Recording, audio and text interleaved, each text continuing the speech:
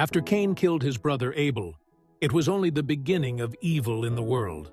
Even though people began inventing wonderful and useful things, they also found more and more ways to disobey God and hurt one another. God saw that no matter what he did, people's hearts had turned completely away from him.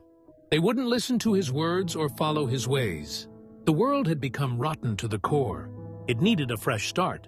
But among all the people on earth, God found one man who still loved and obeyed him. This man was kind, fair, and honest with everyone. His name was Noah. One day, God spoke to Noah. "I must wipe out all this evil," said God. "People have filled my world with violence and sin. I am going to send a great flood to wash everything away. But you and your family will be safe. You must start building a great boat, an ark." Then God showed Noah exactly how to build it.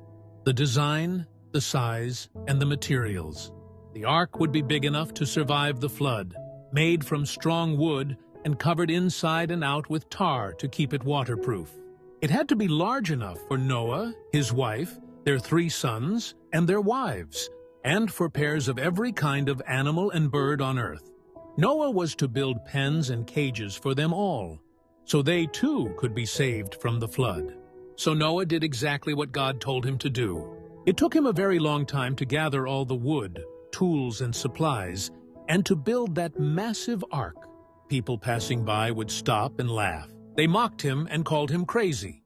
But Noah kept building, swinging his hammer, warning everyone, "A great flood is coming. Turn away from evil and follow God's ways." Yet no one listened. They laughed louder and went right back to their wicked ways.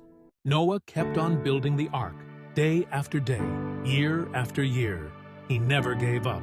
While he worked, he kept telling people to turn away from evil and ask God for forgiveness. But no one wanted to listen. Then one day, the sound of hammering stopped. The ark was finally finished, but there was still a lot to do. Noah and his family had to store food, enough for themselves and for every animal that would come aboard. They also had to gather all the animals together, 2 by 2. It was busy, noisy, holy work. When everything was ready, God spoke again. "The time has come, Noah," said God. "Go into the ark with your family and all the animals. In just 7 days, the rain will begin to fall."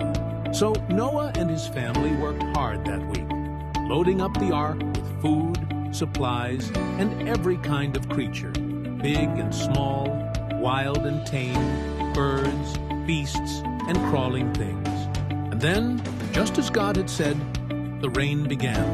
When everyone and everything was safe inside, God himself closed the door of the ark. The rain poured down day and night without stopping. Streams turned into rivers, and rivers overflowed their banks. Soon, the whole earth was covered in water.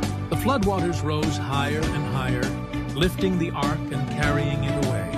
The great boat creaked and rocked as the storm raged on, but it stayed strong. Not a single leak. Noah had built it well. The water kept rising until even the tallest mountains were hidden beneath the flood. Everywhere Noah looked, nothing but endless water. Every living thing on land was gone. The rain fell for 40 days and 40 nights, 6 long weeks of storm and sorrow. But God did not forget Noah or his family. And just as he promised, one day, the rain finally stopped.